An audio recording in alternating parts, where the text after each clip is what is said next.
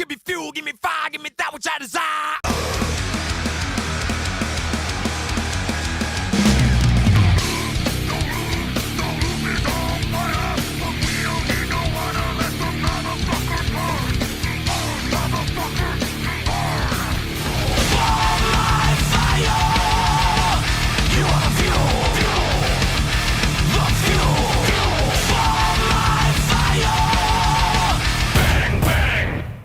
Welcome, episode 38, I want to say we're on. I think it's 38. Yeah, 38. I should probably start a new thing as we're in 26 since episode 226. I don't know, should we do yearly? I don't know. Anyway, it's episode 38 for all of you listening and have all those still listening. And yeah, hello. Hello. Season 3, episode 2? Yeah, Yeah. that works. We just need, I don't know, a cliffhanger at the end of each season. Oh, we should. Doing podcasts as a season seems weird. I have no idea. I don't actually listen to any podcasts. Other than this one. Other than this one. You and 2 other people. Hi, 2 viewers. Hi, it's us again, in case you didn't realise. We're back. We're still missing Matteo, unfortunately. Boo earns. Boo. Hopefully we'll be back soon. Mm-hmm. So yeah, here we are, episode 38. Griffin, we're in the Griffin, obviously. For all of you that will be coming to a gig in the next few weeks, you will see a massive upgrade. You will. John has... Should we spoil it? I've already spoiled it. I've put it on the Instagram. Oh, well then, I guess we can spoil it. Yes, so if everyone remembers the bar upstairs in the gig room where we currently are, it used to be the L-shaped bar where the sound desk was. So yeah, he's cut the L part of it off, so he's still at the back bar and just extended it. So it's now straight, opened up the space a bit. Made the place look a lot bigger. It feels huge. So yeah, he's still keeping the capacity the same, but it just gives you more space to move around and actually do a circle bit. So Yeah, more room for activities.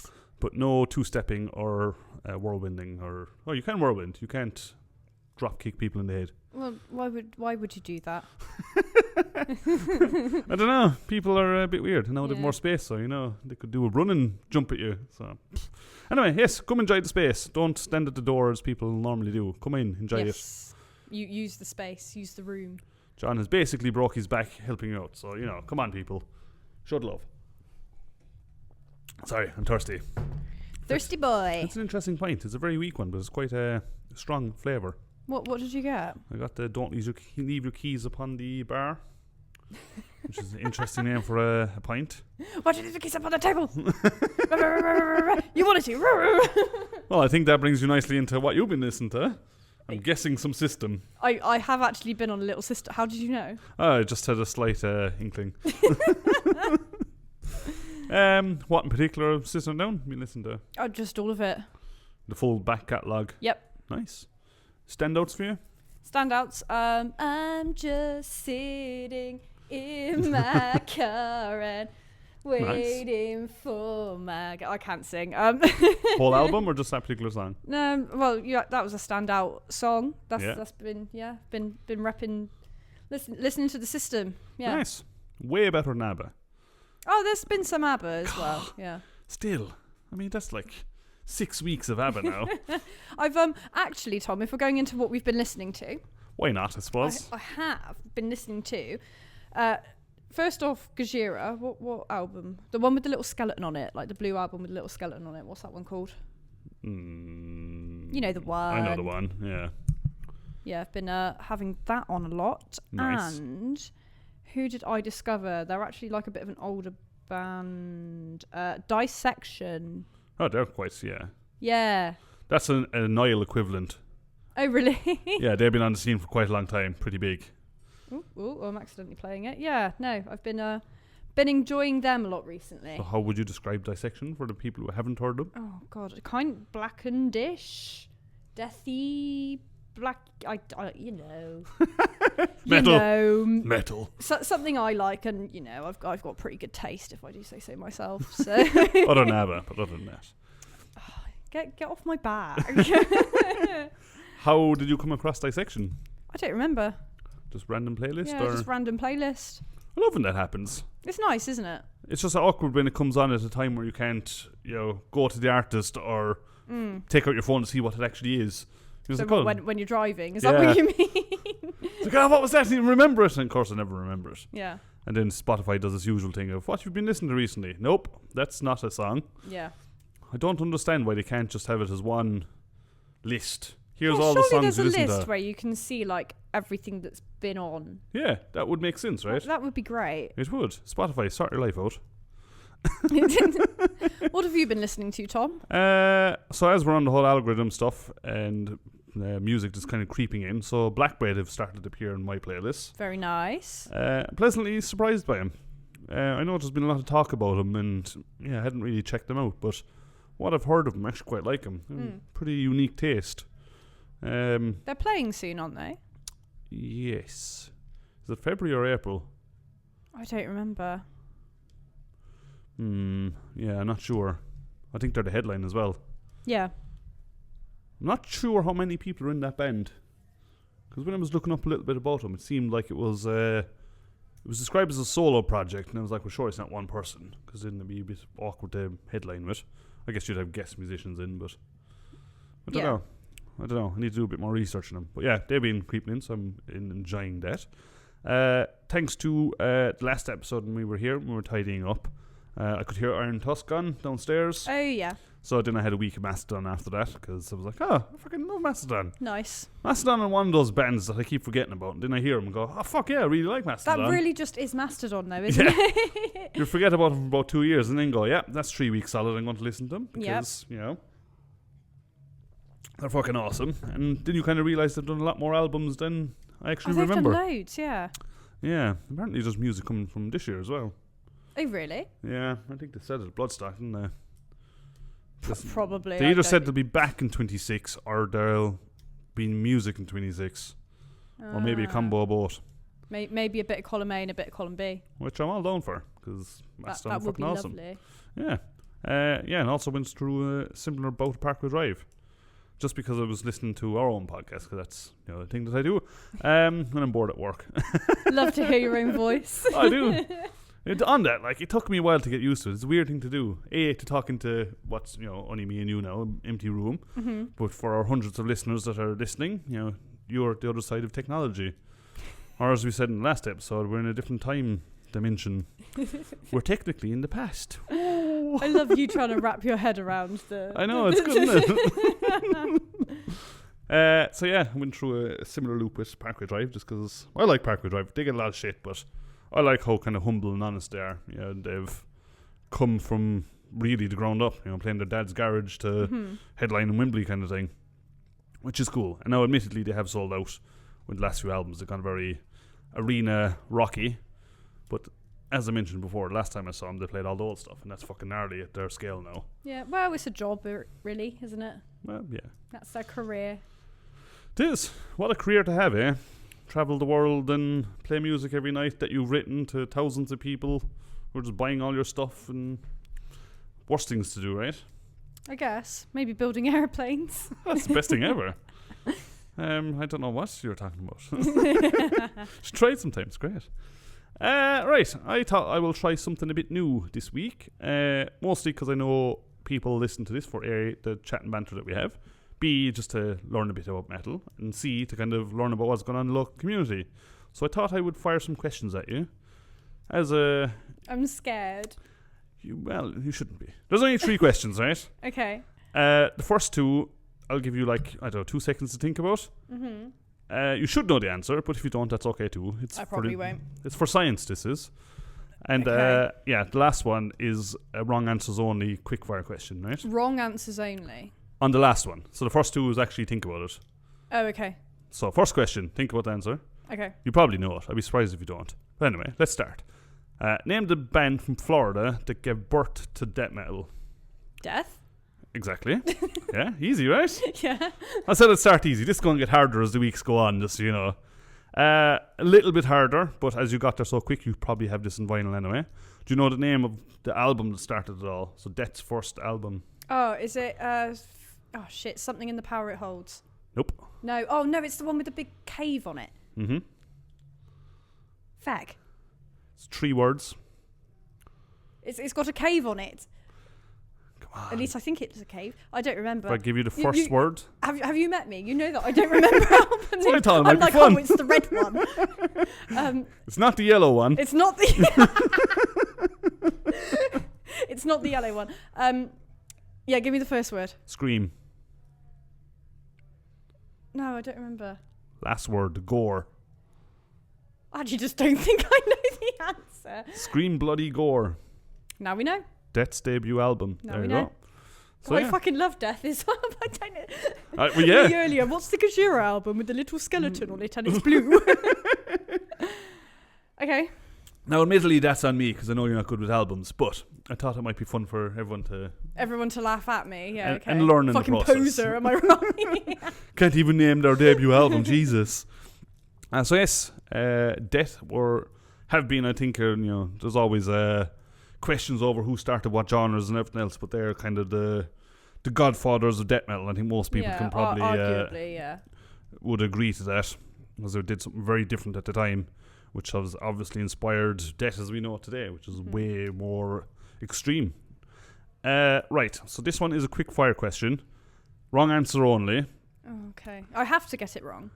It's funnier if you get it wrong. Okay. You'll probably trigger some people. Ooh. Okay. So you should know the answer. If you don't, then that's also funnier. But anyway. Okay. Right, ready? Yep. So first words that come to your head, go with it, okay? Don't think about it too long. Okay. So name Metallica's anti-war ballad with machine gun riffs. I don't fucking know. Fucking Battery. I mean, that's okay. I'll give it to you. Obviously, that's not the answer. No, it's not. Do you know what the answer is? Anti-war. Oh, it's the one. It's. I can hear it in my head. Diddle-diddle-dun. Master of Puppets. No. Shit. Fuck. This has gone way better than I thought. This is terrible. I don't remember names of anything. One. Of course it's fucking one. Oh, that was actually way better than I thought it was going to be. I thought you legit were, Well, at least I got it wrong. Well, yeah, exactly. But I thought you'd get it wrong because you knew it right. I mean, my gut thing would have gone too. But, But yeah, maybe I'll keep this up. I don't know. It's kind of fun. Just teasing me with album and song names that I don't. Would it be better if it was artist names? That would be worse. So where's the good point? None of it. Albums, songs, musicians. No. And well, it depends on where we're going. If we're talking about Motley Crue, I could tell you their entire history. Maybe I'll do some Motley Crue questions for you. Thank you. That can be some of the fact ones rather than the wrong answer fact ones. or fiction, yeah. Oh yeah, that could work. Couldn't it? It's probably usually fact with them. When you think something is totally ridiculous, and you look it up and it is actually true.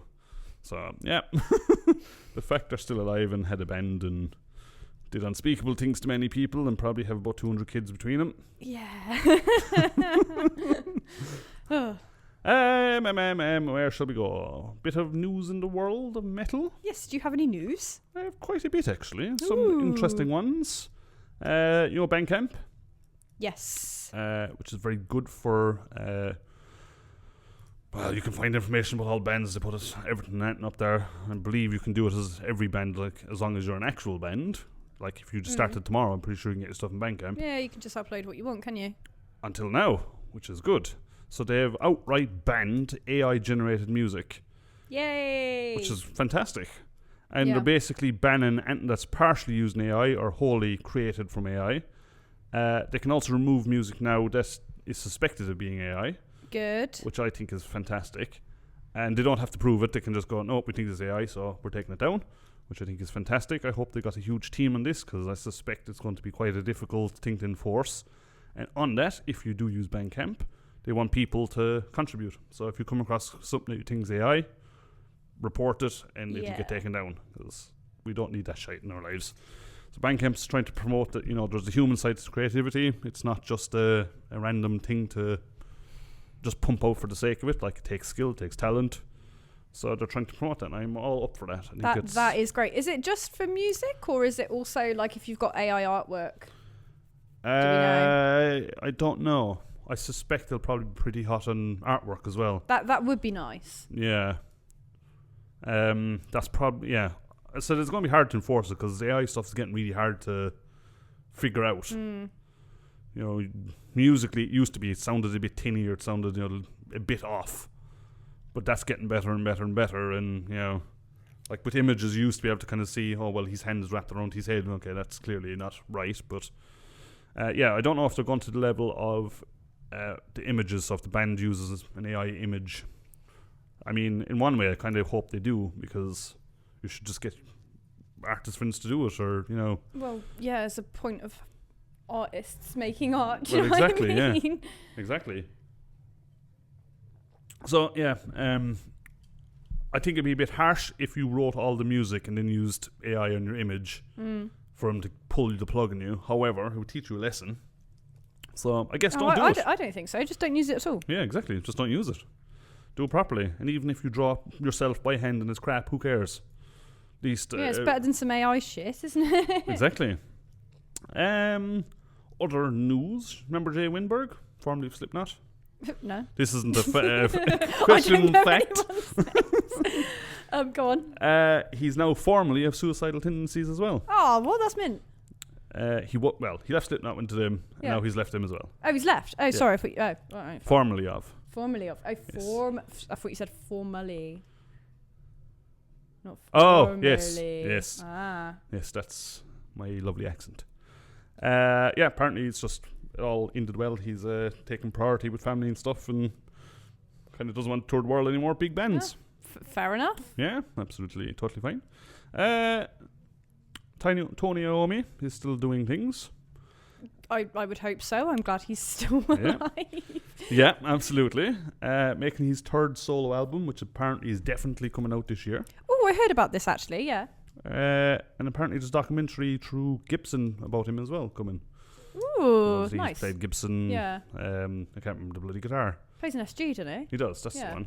So yeah, I don't know if it's a Gibson documentary and he happens to be in it, or if it's a documentary about him via Gibson. I don't know, but either way, he's still doing things, which is good. Very cool. Apparently it's a bit different from this is his third one. I think I've only had the first one, which I think was Fused, where he had basically different singers and different people help him out and everything else. Whereas this time, apparently the rumour is that he's got only one singer, a Swedish singer, which is going to be interesting, I would have thought. And yeah, apparently Geezer's been talking about doing some collabs with him. I was like, you can't really do some collabs with the fellow you used to tour the world with, but you know, cool. Good news. Some kind of sad news in some ways. Do you ever view the age of MTV, where MTV played music? Yes, I remember. That's no longer a thing. They've now ceased broadcasting the music channels. I thought they did that in like 2005. No, you still had MTV Gold and MTV 90s, and which is like 24 hours of music basically. So music television now has no music on it. Yeah, and they're only focusing on the television side of all the trash TV of people in broad getting fucked up or whatever they have on these days. I thought they did that about 15, 20 years ago, to be honest. Apparently it was still going. Oh.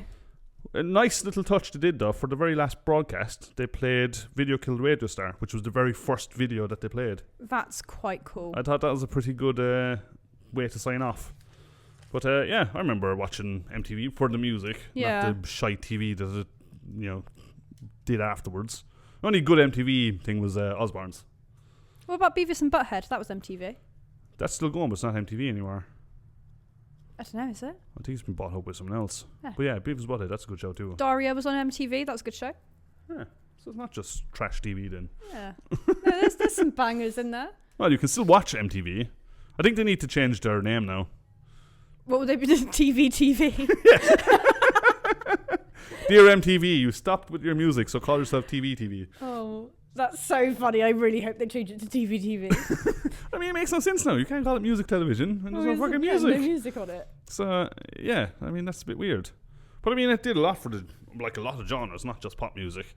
Like, metal really started to come out in it as well. Yeah. And then it got its own shows and stuff in it, and admittedly it was 2 o'clock in the morning. However, it was a platform for a lot of bands to get stuff out to the wider public. I'm surprised that kind of thing has stopped. Like, there clearly isn't a market for it anymore, but... Yeah, no, it's weird that it's still going. You think it's weird it's still going? Yeah. Maybe I'm stuck in the past about it. I don't know. It's not like I'd be turning it on, but... Do you pay for any kind of anything that's not a streaming service? Yeah. Sky. Sky. You pay for a Sky. I don't know anyone other than you that pays for Really? Sky. Yeah. Huh. Or like old people who still buy a TV license, like my dad. Do. Do you have a TV license? Yeah. Do you? I'm too straight edge. If there's a rule, I generally don't break it. So. Do you tune into the BBC? Yeah, sometimes. Wow. Yeah, I'm old. Fair enough. BBC has some good shows on it, though. I just think it's a fucking waste of money. Well, yeah, it's very expensive for what you get for it. Yeah. And they don't really do anything if you don't pay it. Well, no, they knock on your door. They say, do you have a TV? You say no. They say, can I come in? You say no. Simple as, I guess. Simple as. I'll just turn that off in the background there, shall I? It's a massive picture frame. Yeah, so, I mean, back in the day, I used to watch Scuzz more than MTV. You used to watch what, sorry? Scuzz. Scuzz? Remember Scuzz? No. So that was the MTV, but of metal. It was just 24 hours of metal all day. Oh, no, I don't remember that. That was great. I don't know why that stopped. Well, I guess I do know why it stopped. Same reason MTV is stopping. Because I guess not many people turn on the TV to watch music videos. Oh, not many people own a Skybox. Have you got MTV on your Skybox? Well, I did, but I don't anymore because it stopped. I want a discount, Sky. Because, I'm paying for music television. I can't get fucking music television anymore. So, la-di-da, huh? Yeah, so they used to have the Headbangers Ball on MTV at one stage, which was, again, metal. Yeah. But, Anyway, you clearly don't care about MTV. I thought it was a bit sad. Well, it's not that I don't care. I just feel like it's You prefer the TV side of it. well, I just feel like it's a bit old news at this point. I thought MTV had died a long time ago. Well, Didn't Bowling for Soup write a song about it in 1987. in 2005? Did they? Yeah. And when did we... No, I can't remember the words. Oh, yes, I know the song you mean, Yeah. yeah. I thought that song was 1987, no? No, the song's called 1985, but they wrote it in 2005. Yeah.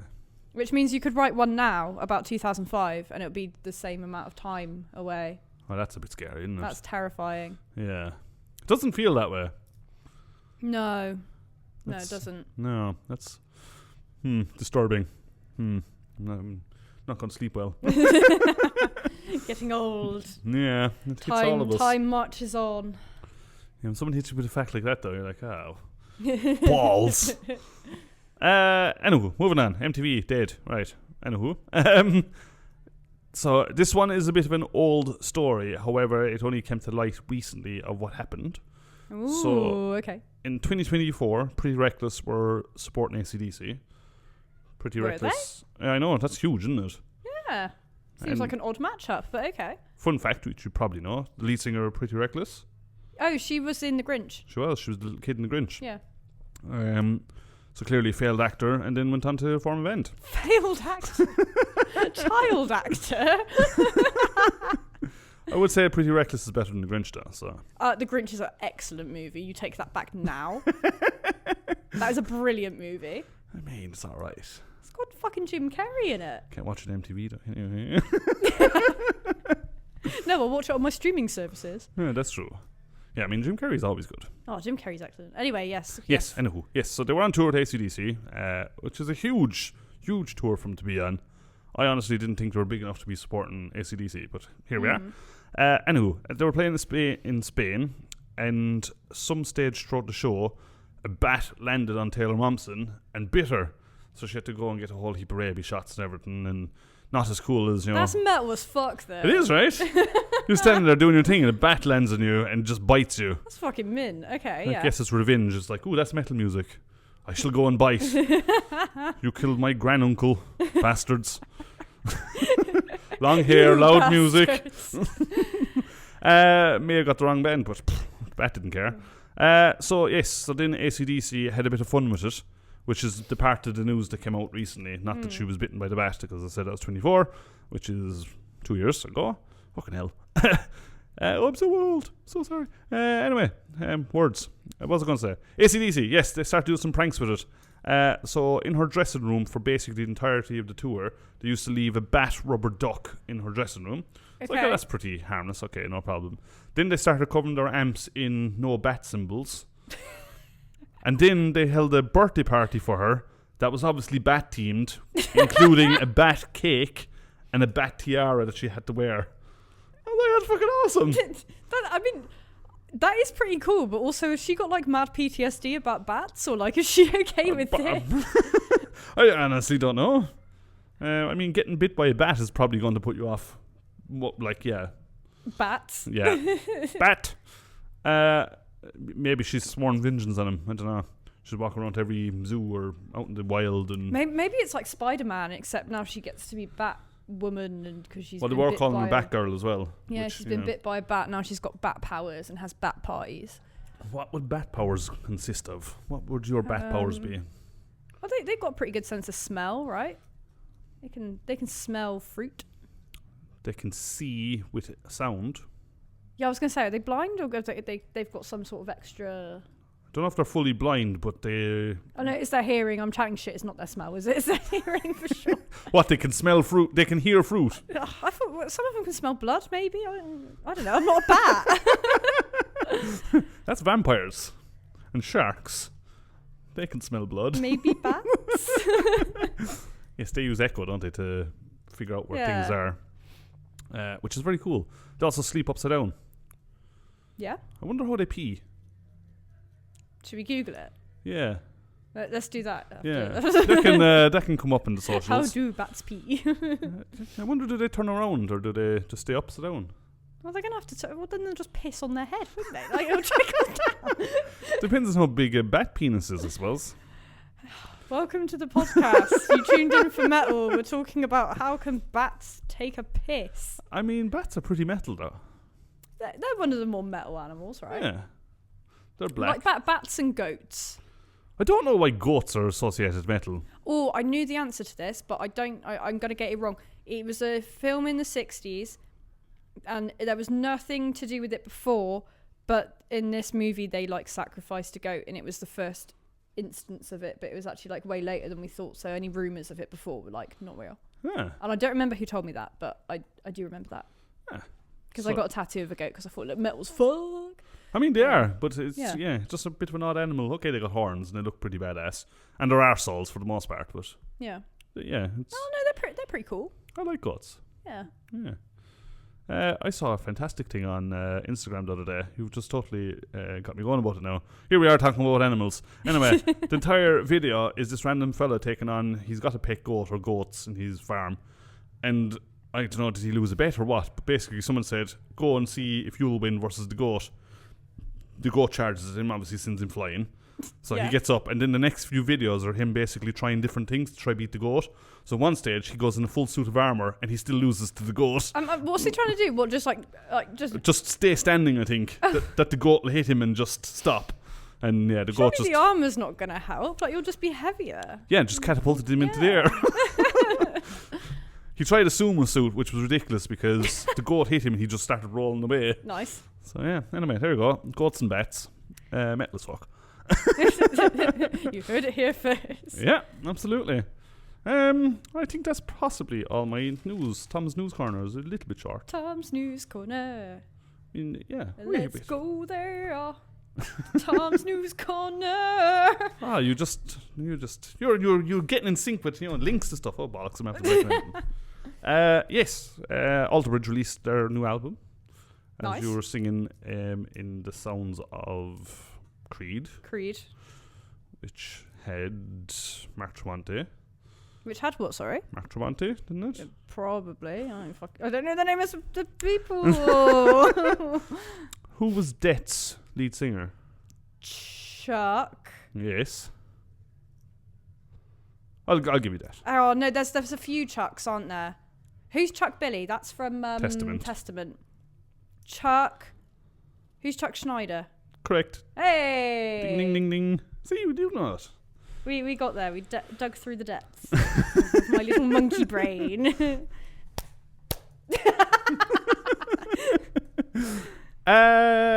yeah, as we're on kind of news and stuff, I thought it might be a bit of fun and informative for some of you listeners to hear of some albums that have been released by the time this comes out, kind of in the proximity of it, or the few days after, or until we're recording next time. So, I'm going to hit you with a few. Megadeth's new album, called Megadeth, very hard one to remember, is out 23rd of January. What was it called? I forgot. Is that the Red album? You had a pretty good Megadeth voice going earlier. I was doing a brilliant Megadeth impression today. Do you want to do it again? Absolutely not. Watch him become a cat. Yes, got it. Oh, it's so bad. Anyway. Rotting Christ. Ooh, yeah. Which I don't know how to pronounce that. Aealo. Aealo. It's re-recorded, so I don't know if they've released that as an album before and they've just re-recorded it. I don't know. You're talking to somebody who doesn't know the names of any albums. That's out January 23rd. So very nice. Very good. Very nice. In our Christmas episode, Mr. Ashby was excited by that one, so that is one that's coming. New Creator album is also going to be released. In fact, that is coming out on the 16th of Jan, so way after when you're hearing this. Way before. Fucking times. Which I'm looking forward to. I've liked what Creator have done over the last few albums. Yeah, Creator great. I like that they've kind of gone with the times. Like, they've got faster, they've got more aggressive. Yeah. They've gone away from the straight up trash, like it's more melodic trash. Yeah. Yeah, they still have the elements of trash in there, but yeah, the lead guitars and stuff are way better now. Yeah, I really like and look forward to that album. And the last notable mention I would say is Urn, which is called Setting Fire to the Sky, which is a fucking cool ass name. That's out the end of January. So there are some albums for you to go listen to, just in case. A lot to look forward to. I mean, there's a lot coming out, but I just thought there were some interesting ones. Yeah. Because I'll definitely be listening to all of them. That's why I thought they were interesting. And that's why everyone else now thinks they're interesting. So, yeah. Everyone likes what I like. Exactly. I am the God. Did you not know? My name is Tom, not God. But I'll accept God. That's fine too. Okay. Anyway. Oh, holy Tom. Yes. Lamb of Tom. Oh, yes. That doesn't have quite the same ring, does it? Hand of Tom? No. Oh, no, that's worse. No. Jesus? His Holiness. That sounds like a Pope thing. You don't want to be one of those, do you? Jesus, any, relation to the Catholic Church is a bit frowned upon, really. Allegedly. It's weird that they call popes. What did you just call him? Never mind. Oh, His Holiness? Yeah. Like, imagine addressing person as, like, you bring him breakfast tomorrow and go, oh, Your Holiness. I don't know, maybe you should try it to your wife. What, give her breakfast and go, Your Holiness? Your Holiness. I'd probably get punched in the face. Or something thrown at me like, what have you been smoking? Shall we do some gigs we've been to? We will. We shall. Do you want to go first? Well, we went to the same gig, didn't we? Is that the only one you've been to? I think so. Have I? Let me check the calendar. Have I been to any others? No, that's the only one I've been to. Yeah. Well, then we should start there, and then I'll go back in time again. Ooh. To the one I was at before. But I've been talking for a while, so I'm going to let you talk for a little bit. No, I don't like talking. So I like to share. Me and Tom went to see Vulture God. They were the headline. Convey and Mandragora. Yep. And that was at the Croft on a very merry, jolly Saturday night. You were a little bit hammered. I was disgustingly annihilated. You were disgustingly annihilated before I even got there. I had bottomless brunch. And how many bottoms did you get through? I don't know. Too many. Where did your bottomless brunch? It was at Turtle Bay. It was for my dear friend Rachel. Yeah. Yeah. Yeah, it's for her birthday. Is there food involved in that, or is it just drink as much Prosecco as you can? It was, so you get like one main meal and then you get as much drinks. But yeah, like I am actually quite a big fat piggy, and that meal did not fill me up at all. And a lot of it had cheese and milk in it, which I can't have. So I had to get a salad. So you compensated with alcohol? Well, yeah. But yeah, salad is not absorbing all of that alcohol, but I didn't want to risk any milk, because that would be That worse than all the alcohol. Fair. Do you remember the gig? Just about. Good. Should we start Mandragora? We shall, yes. Hit me with some knowledge. They were good. I was hammered. No, they sounded massive, didn't they? They did. Yeah. Other than the first few songs where the sound guy screwed them. Oh, really? They were getting quite a bit of feedback on the stage. And I think it was coming from the drummer's vocal mic. Oh, okay. They eventually figured that out. But who didn't figure it out was the sound guy. And I think, from what I'm hearing, the Croft, while it's a good thing to do, are trying to train some sound guys, which I think is a good thing. However, if you're training a sound guy, you don't let him there by himself. Because if he doesn't know what he's doing, he gets it wrong. Oh, yeah, no, it's like band. leaving an apprentice on their own, isn't it? Yeah. The sound guy that night was very young. Like, he was definitely probably younger than 16. Obviously learning. I think that's a good thing. However... Are they paying him? I don't know. I hope they are. I hope you're paying him. Okay. It's a good initiative. I think it is good to get sound people on, but do it properly. Don't screw a band. So Mandragora themselves figured it out, that it was the drum mic that was off. So they basically got sound, turned it off, and then their sound really improved. Okay, yeah. I know I was talking with Maisie afterwards. She was quite annoyed by the whole thing. But actually, once those two songs were over, the first two, and the fixed feedback thing, their sound was immense. Yeah. Like I said in an episode before, seeing him at the Fleece, that was probably the best I've seen him.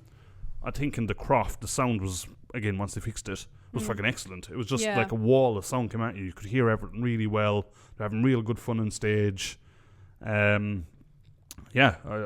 Maisie's voice has gotten way better.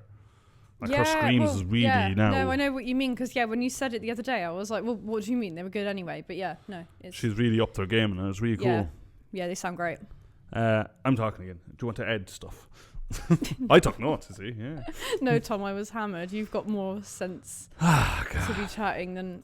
One day I'll go to a gig and I won't be hammered, and I'll actually be able to talk about it. What else did I write? I like that. Oh, you wrote notes. Yeah. Wow. Okay. Yeah. Lots of notes. Loads of notes. Yeah. Do it properly. Oh. Not just 5 stars are excellent. New year, new me, all that, you know. Do Love bands it. justice rather than just saying they're excellent. The great energy on stage. I like the kind of synced stage presence that they have. They got a kind of Judas Priest style headbanging stuff going. Yeah. Which I like when bands do that. Like, it shows you're having fun. It shows you've thought about it. Gets people going. Puts a bit of energy into it. I like it. Well, yeah, it puts you all together, doesn't it? Like, makes you, what's the word? Not unison. Synchronized. Synchronized, yeah. Even though they had a few issues with the sound at the start, I personally didn't think they threw them. Like, they covered pretty well. And, you know, I think in their heads they were like, oh my God, this is the worst thing ever. But actually, they covered it really well, which is the professional side coming out. It is, yeah. I mean, the worst thing they could have done was stop and throw a fit about it. That's when... And go, bollocks, this, we're going off stage, screw everyone. Yeah, but no. But yeah, these things happen, and they covered it really well. One thing that I wrote in my notes particularly was you are now a real true fan of metalcore. Because Mandragora finished, and you looked at me and went, that was fucking ace. I want 30 more minutes. And I was like, really? I remember that. I remember saying that. Yeah. So, they converted you. Look, right. Ha-ha! No. You did it. Well done. They were excellent. I'm not, they were excellent. You know, I'm not even going to argue with you because you're just going to be like, haha, shut up. Rah, rah, rah. Yeah, you can argue with me. It's fine. Look, no. No, don't. Okay, fine. Fine. But you enjoyed it. I had a wonderful time. Yes, they were excellent. They were excellent. I met her dad afterwards. He's a lovely fella. He was trying to give away a free pint. And it's the most innocent and funniest thing you can watch. Like a random guy just walking around kind of going, do you want a beer? Do you want a beer? And like holding to. And I was like, I don't know if I trust you. Who are you? Why are you trying to give me beer? But he basically just got an offer on the bar, which is a good thing about the Croft, the happy hour. I didn't know they had a happy hour. You can get 4 pints for a tenner. Shut up. Yeah. Oh, that's what Mother's Ruin and some others do. I think the Crown does it. I think they're owned by the same so one. they're aren't owned, they? yeah. So yeah, it's obviously limited beers, limited ones you can have. It's going to be like Korev or something, isn't it? Yeah, and then probably a cider that you've not heard of. And if you drank, it would be paint stripper to your guts. But still, 4 for a tenner in this economy. Yeah. And it's the same for, you can double up on house spirits as well for a ridiculous price as well. Oh, I did not know that. It's probably a good thing that I didn't know that on that day. Let's be real. Fucking hell. So yeah, that was a pretty cool experience, I have to say. Yeah, her dad is lovely. Very proud of Maisie. Hi, Maisie's dad. Hello. Hope you're listening. I told you to listen. Hopefully you will. Anyway, on to Convey. What did you think? They're great. They're excellent, 5 stars done. Yeah. No, they were fun. They were heavy. I'm sorry, Tom. I was fucked that night. I'm sorry. I'm so sorry. For our listeners, they were new metal infused aggressive hardcore, I would say. They were proper punch you in the face. Kind of think Gojira playing new metal hardcore. That's kind of how I describe it. I can get behind that. Yeah. They had some big Gojira style riffs, like the pick scrapes and stuff, but in a hardcore style, but with new metal elements. Definitely the new metalness. Yeah. I liked that the vocalist had a stomp box, which is traditionally for a guitar. Now, I'm not entirely sure what he had. It was either distortion, echo, or reverb. I'm not sure, but he stomped the shit out of it whenever he wanted to roar, and that man could roar. So I don't know what he was putting on, but like he switched between the cleans and the real guttural stuff, which is fucking fantastic. Yeah, he's a huge voice in him. And yeah, I'd love to know what he was hitting, but he was really into it. If you remember, like, he'd let a scream go, stomp the box, and just go bananas. He had some massive energy, for sure. He did. Yeah. And then, in fact, the whole band had a huge sound as well, because there was only one guitar and one bassist, drummer, and singer. I love when bands can do that. Like, you can create this wall of sound. Because, like, to me, traditionally, you would have 2 guitar players, you had the bass player, and kind of generate a similar kind of sound, if not more intense, with less instruments. Yeah. I'm always very impressed when you pull that off. They got they brought the energy, the circle pits going, wall of death with the bassist in the middle of it. At that point I gave you my glass. Oh yes, I remembered that bit. Yeah, because I always end up in the front fucking row. Yeah, why do you always end up in the fucking danger zone, Tom? I don't know. It's I think part of it is, obviously I like it, but I think the other part of it is, I'm 6'1", I'm quite a big guy. I think a lot of people instantly hide behind me. So every time I'm kind of looking around, kind of going, right, I'm going to step back. Oh, there's like 10 people behind me. I'm not stepping back, am I? No. So, yeah, ended up inside the wall of it with the bass player. Now, hats off to the bass player, because that got pretty intense, and he still played every note through. He didn't miss a beat, and he didn't knock anyone out with the headstock, which I'm also surprised at, because, must have not been his first time. I guess so. They covered Machine Head. Remember they did, that? Yes, I remember that bit. Do you remember what they covered? Nope. Davidian. Ah? No? Nope. I remember a Machine Head cover and be like, oh, this is Machine Head. Good thing I got the notes. I'm so glad you got the notes, yeah. It was a cracking cover. Did a really good job of it. The funny part of it, though, because obviously the hardcore brings the two-steppers, watching people two-step to Davidian is kind of hilarious, because it doesn't work. It's not a two-step song. That's illegal. It was one of those nights again where, because they were a hardcore band, and you had some hardcore heads out, and then you had the metal heads out, and neither of them know what to do with the other one in the pit. You have one of them trying to start a mosh pit, and the other one fucking two-stepping. You're like, lads, you're both going to get hurt there. Just do one or the other, preferably the actual mosh pit rather than two-step, because that's weird. You tell him, Tom. Yeah, don't that sort of thing. You should orchestrate them next time, seeing as you always end up in the middle of it. Perhaps you can conduct people and how they should mosh. Just have 2 little sticks of them go, you, no, now, up. Synchronized moshing. 1, 2, 3, 4. And spin. Funnily enough, I did see a weird scientific thing about this. People just trying to link metal to science now for no reason. And they're basically talking to people who work with fluids, those people. And they were like, oh, when you look at a mosh pit, it's very funny. If you treat people as particles, they basically act the same. So nothing commands them to do things, but they all end up like going in the same circle, or they all have their own individuality. I was like, this is a weird article. Anyway. So what, moshing is liquid? Is that people in the mosh pit are more like liquid particles. More like liquid. Yeah. Guess it's better than being gas. There was also an element to that in there, but some bad beer farts. Gross. Yep. I mean, at least it dissipated after a while. Yes, I would highly recommend seeing this band if you have a chance, because they just bring it. Like, they're worth seeing for the energy. You could be having a real shitty day, you'd go to their gig and you couldn't help but move. Mm-hmm. The singer's a small fella, but like, I liked at one stage he walked into the crowd and he was kind of squaring up to people is the wrong word for it, but you kind of give off that vibe, kind of getting in people's faces. And then he stood in front of me and I was towering over him. I was just like, hello, little man. What do you want to do? I'm enjoying your show, but you don't have to try square up to me. That's fine too, but I don't know, you might fucking kill you, Tom. Maybe. Might be a black belt in karate or something. Karate chop my throat. Or my chest. Anyway, they were very good. If you get a chance to see Convey, go see them. You won't regret it.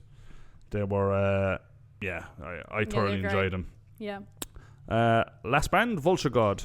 Vulture God. So their first headline show. Yep. Which is pretty cool after a year. They're one, technically. I guess they are, aren't they? Yeah. They started about January last year. Yeah. Because they hadn't played much before Metal to the Masses. And yeah, they've been absolutely excelling. Like I say, every time I see them, they're getting better and better. Yep. Stage shows got better, sound got better. Mm-hmm. They now had their own little custom stamp, which I was a mad fan of. They did have a custom stamp. Are you banned from using custom stamp? I am banned from using the custom stamp. And why is that, Jen? What did you do? Milo messaged me the next day and said he has to hide the stamp from me because I went over and I was really drunk and I was like, I want to use this stamp, please. And I started stamping things. I'm sorry. You wasted like 400 entries. I wasted lots of stamp. You owe ink? You refill it with ink? I don't want you. Well, you shouldn't let me pick up stamp.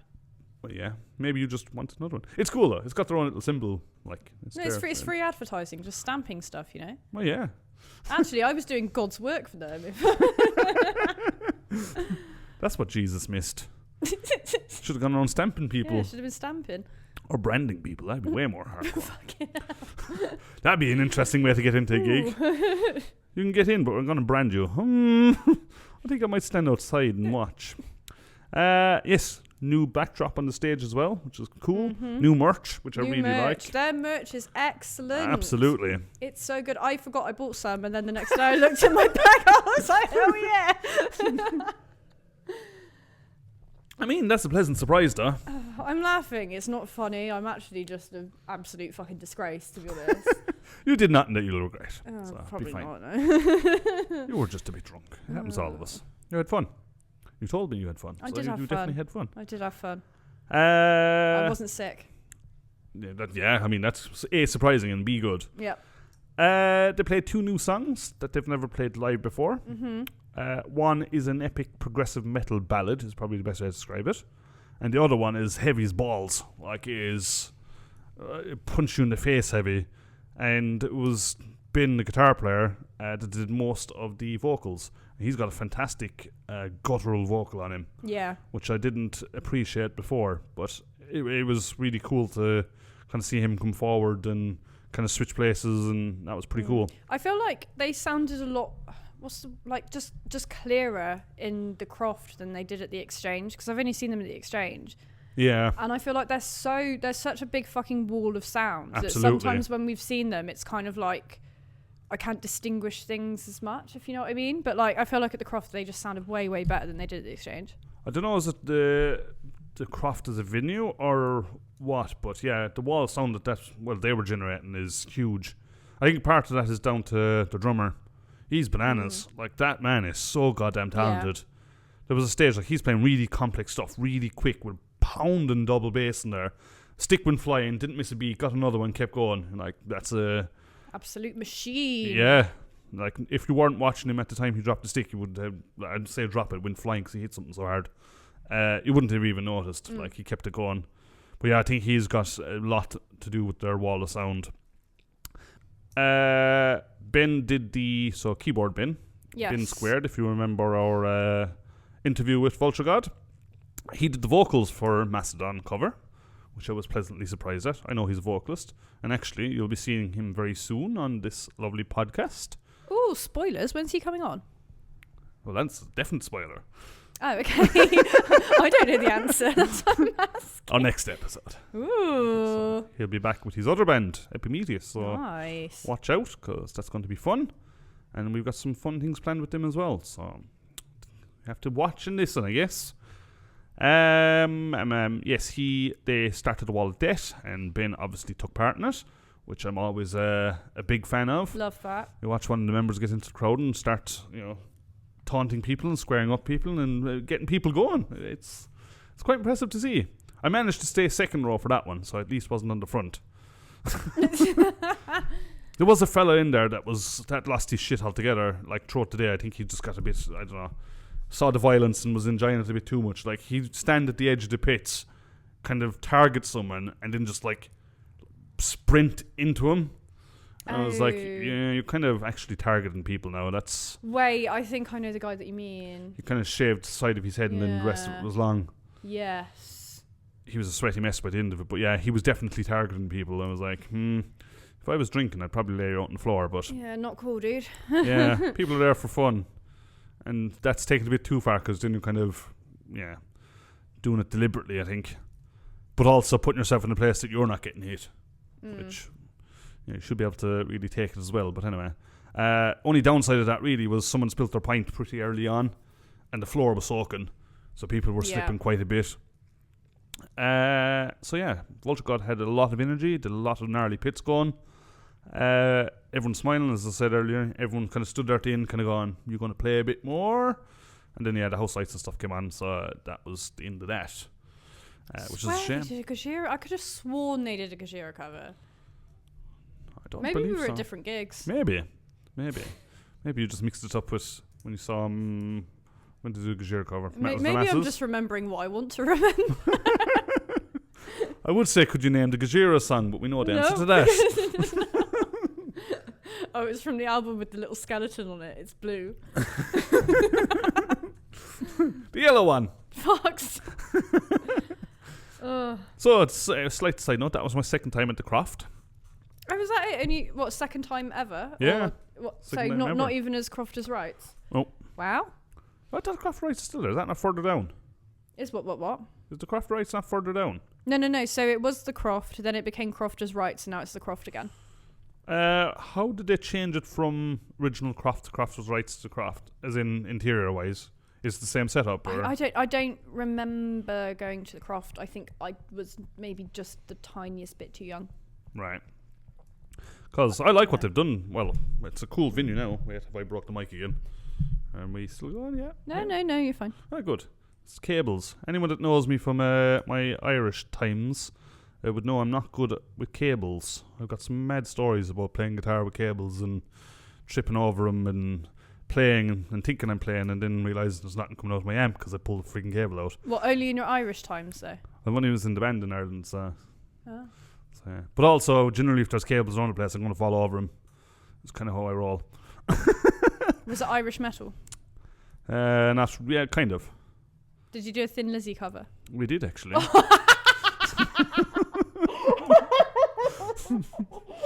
Which one? We did Jailbreak. No. It was a solid tune. Yeah, we went through many iterations. We were a metal band, and then we were a pub rock band. You remember when you went to Bandon Yate to see a random band? Yes. We were similar to that, but we had kind of two versions of our set list. Where one, depending on the crowd, would be heavier and would have Metallicas and stuff in it. The other one would not be so heavy. That's cool. Depending on where we were playing, really. But yeah, cables, me, not good. Have you got video evidence of you falling over any cables? Nah, this is predates internet. Oh. I'm old. I mean, yeah, you this still predates smartphones. You still pay for a TV license. Exactly. This predates phones where you had internet at your hands. we had to play Snake as a little 2D phone. I remember that. Yeah, it's those levels. What I'm going to say about the Croft, because that was my second time in there, but I wrote the notes for the first time because that was the night before. But anyway. Ooh, okay. Good selection of beers in there. There's a decent... They were right, actually. When it was Crofters' Rights, it was just like loads of cider, and they were all... Or did they have beers as well? Don't remember, but they were all like just, not. So yeah, I was impressed with the beer selection that they have there, and as the happy hour's pretty cool as well. Good way to get people in there earlier than the actual gig. Yeah, which is a solid idea. They make money and then get people a bit tanked up before gigs and stuff. I think it's a solid idea. I have a few complaints about the Croft though. There's the spotlight that they've got on the stage, so the white lights up top. Yeah. If you're stood like in the middle, you're fucking blinding if you're 6'1". My God. I was going to say, is this a tall man problem? I think it might be. I was like, it just hit me straight in the eye. I was like, oh my God, that's I'm seeing fucking stars and all sorts of stuff. So I was like, I'm going to move a little bit. Moved a little bit, spun around again. It's like, nope, this is not helping. So yeah, if you could point that to the ceiling, that would be much appreciated, because that's painful, and I like my eyes. I like to see. Yeah, it see helps. Like a bat. Click, click, click, click. Oh wait, there's a table. The other thing of the downside is that fucking staircase to the toilets. The staircase has been a problem for a while. So, correct me if I'm wrong, anybody. As far as I know, the bathrooms used to be upstairs when it was the OG Croft. They moved it downstairs, that fucking staircase, as Crofters' Rights, and it's still there. They need to do something about that. That's a death trap. Yeah, it's a death trap. Sucks. It is incredibly tight and twisty, and the steps are very small and metal. Yeah. And it's basically one person up or down at a time, and someone's going to fall down that and have a bad day. Mm-hmm. The other weird thing is there's no hand soap in the bathroom. There was in the stool one. Oh, really? Yeah. Well, it wasn't the other one. Oh. Which was just a small thing. Oh, well, yeah, still gross. Yeah. Yeah. Yeah. The other thing, I want to shout out Leon, aka Pitlord, because he was at both gigs on the 9th and 10th, so the one we were at as well. And that man brings so much energy to a gig. He will start a pit with one other person. Like, if there's anyone there that's like half willing to bounce, he'll be bouncing with him. And it's pretty awesome, because he does actually start quite a lot of pits. Good. And he's always smiling. He comes out and he loves his metal. So, Leon, well done. I'll see you at the next one. I'll definitely see you in the pit, which is fantastic. It's one place to find him.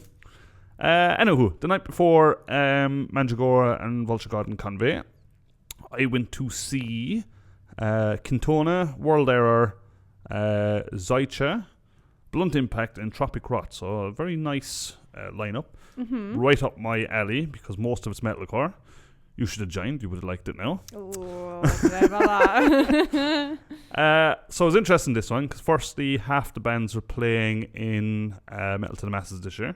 Yes, they are. But also their styles kind of tickle my interest. So as we go through gigs and we tell you the styles and stuff, you start to hopefully know what we like. And therefore, if I say I'm liking this, you might get appreciation for it and find some bands. That's the goal, at least. So Quintona were the first band. It was their first live show, and you would not think it at all. Like, I was incredibly impressed that this was their first show. Like, did nothing faze them. Yeah, it was their first live show. Took them a song or two to settle the nerves, which is understandable, because it was actually a very good crowd there as well. That's one thing we should have mentioned. The Vulture God one, they nearly sold it out. They had felt sold out. It's rammed. 93 tickets, I think Milo said. Oh, good for them. The capacity is 140, good. So that's really good. Yeah. So yeah, well done, lads. This one wasn't as much, but there was probably 60 or 70 at this one. Good but still felt there, yeah, absolutely. Still felt like good turnout. So yeah, took them a song or two to settle the nerves. But they didn't make a mistake. Now they're classed as modern metalcore. I think that's a bit of a questionable tag for them, really. What would you call them? They're metalcore bridging into not quite deathcore, but they're on their heavier end, so they don't really use the soft vocals like at all. Oh, good. It's all real guttural stuff that they're doing. Yeah. But it's fast, technical, instrumentally. So, yeah, they were really good. The bass player, again, had a thunderous sound on stage and played really quick with his fingers. But yeah, it was quite a sound. And weirdly looked like Ozzy. You know the pictures you see of Ozzy in the early Black Sabbath? Yeah. A split image of him. Oh. Yeah, I thought that was a interesting point. Even like to the same hair length and hairstyle and stuff. All he needed is a pair of flares and he'd be sorted. Pair of round glasses. Yeah, exactly. They were good. I really liked them. They had real chunky breakdowns in the middle of it as well. Be interesting to see them at Metal to the Masses. I'm looking forward to that one. Again, a problem with the Croft. Couldn't really hear one of the guitars. The sounds were a little bit off, which is annoying. So, you know, singer was absolutely insane, completely full of beans, got in the crowd, got people going. And I said, for someone's first live show, that's a pretty insane thing to be able to do. Do we know if they've come from bands before? I mean, they must have. I suspect they have performed before, but do we know? I don't know where their history is. Okay. So can Tona reach out to us? Anyone in that band, reach out and say if you've been in other bands before and who they were, or it'd be interesting to find out. Yeah, I really like them. I think they'll be tough competition in the Metal to the Masses. Then we had World Error. It's the second band. So Dalen. I was just going to say, Dalen's third band. Dalen's third band. So Akamori and Smilemore. Obviously, he's a drummer in both of them and in World Error. Yeah. He's an insane drummer. Like, that man. He's brilliant, isn't he? Yeah, he's great. And the style that he plays in this is different than the other two bands, which, you know, hats off to you. That's an amazing skill to have. It keeps things fresh for him as well, I guess, you know, to be able to play so well and so different. So I kind of describe these guys as kind of fusion metalcore. Now, that sounds weird, but their name makes an awful lot of sense when I explain where I got this from. So they had a big backing track with them, and it was very, I kind of say, dominant.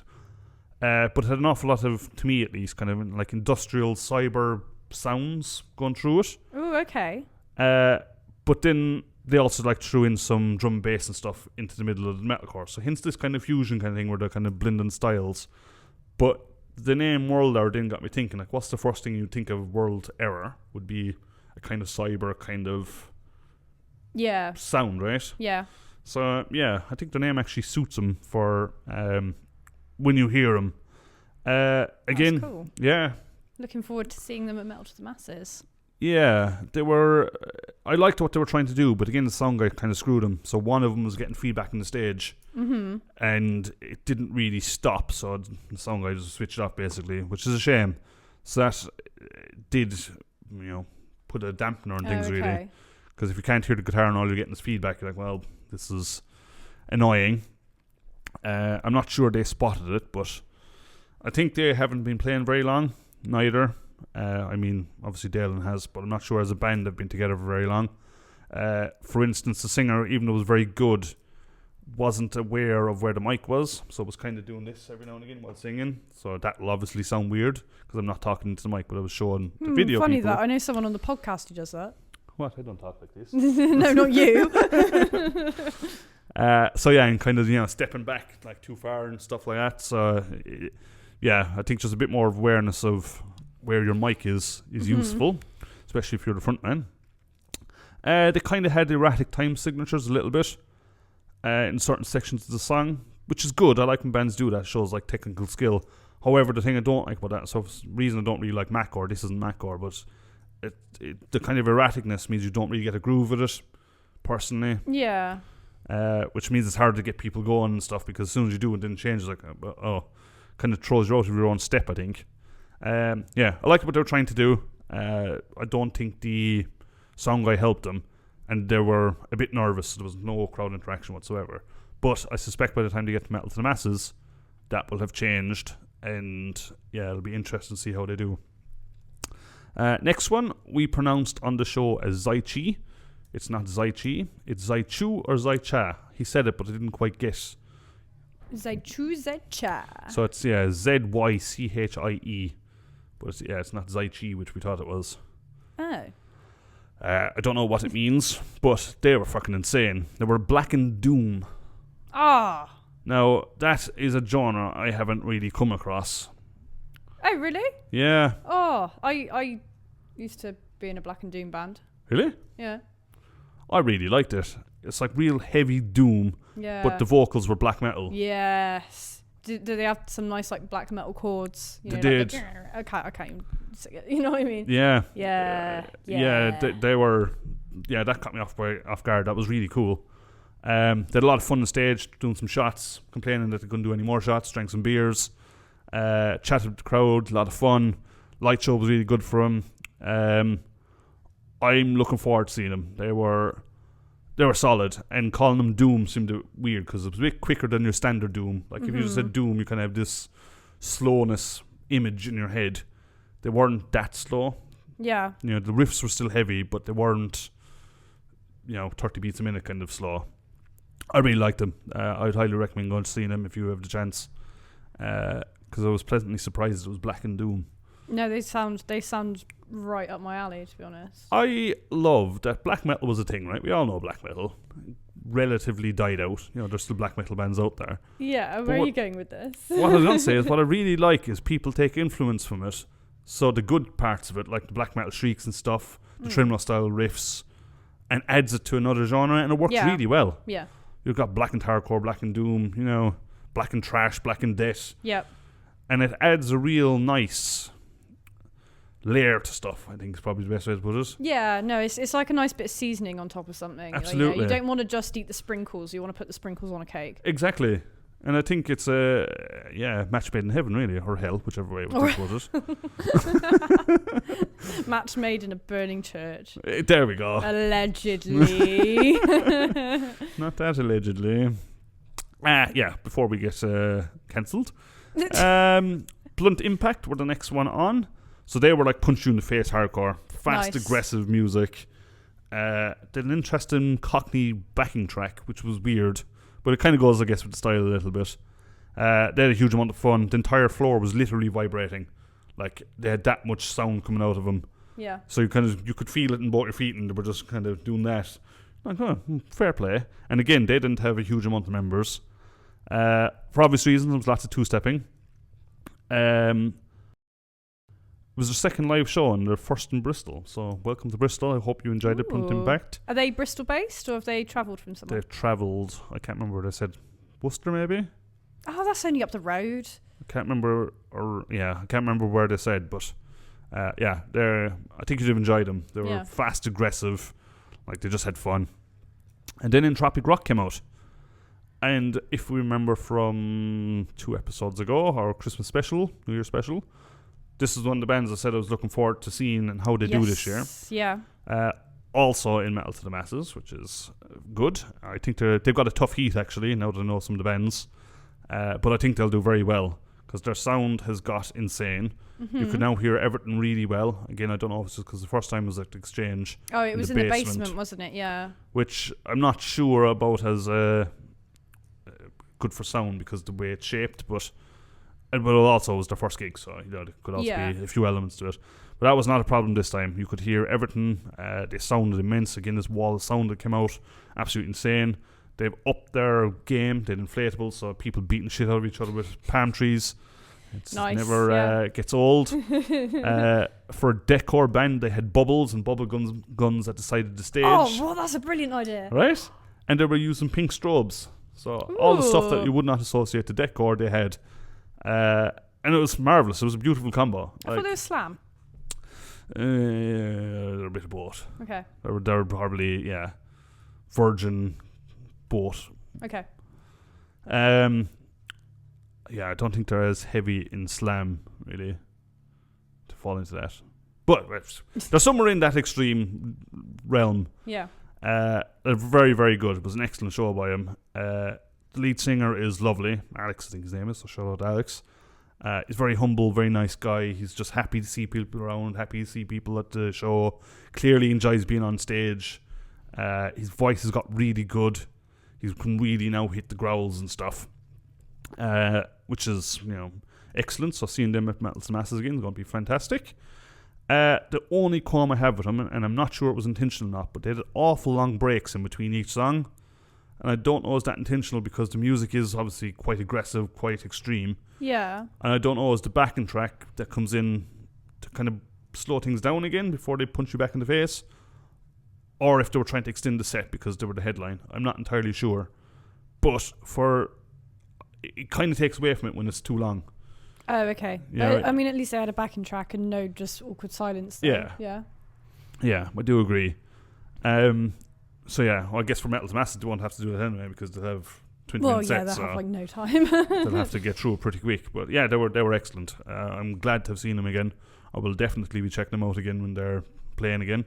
And actually, guys, get in touch. We'd like to have you on to explore your journey. I'm going to have a sip of beer because I've been talking for about 2 hours. You have been talking a lot. Thank you, Tom. Thanks for carrying the podcast, Tom. Not a bother. What I do, huh? Right, shall we go to gigs that are coming up? We shall. And I'm going to let you do the most of them because people like you and I've been talking. So we are going to talk from, I guess, the 23rd? Yeah, 23rd to...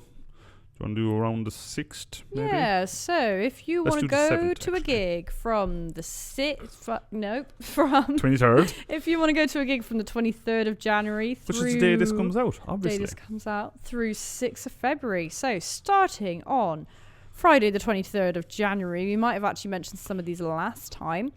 We have got at the best pub in Bristol, Tomb and Doom Band. They are Satanic Doom. Oh, you didn't even hesitate. You got straight through we've it. spoken about them a few times now. We've got Thracian. Yeah. They are Post Sludge. We have Nash, who we've spoken about before as well. They're Bristol-based noise sludge. Yep. So, yes, and on the same day, you can go to Shreddenham's. You can go and watch Level Threat, who are Bristol-based hardcore thrash. Betrayers, who are grindcore doom. Reject Shun, who are jazz punk. Interesting. Yeah. Love that. And Fall Off the West, who are Bristol-based punk. Kind of fitting in a skate park. So.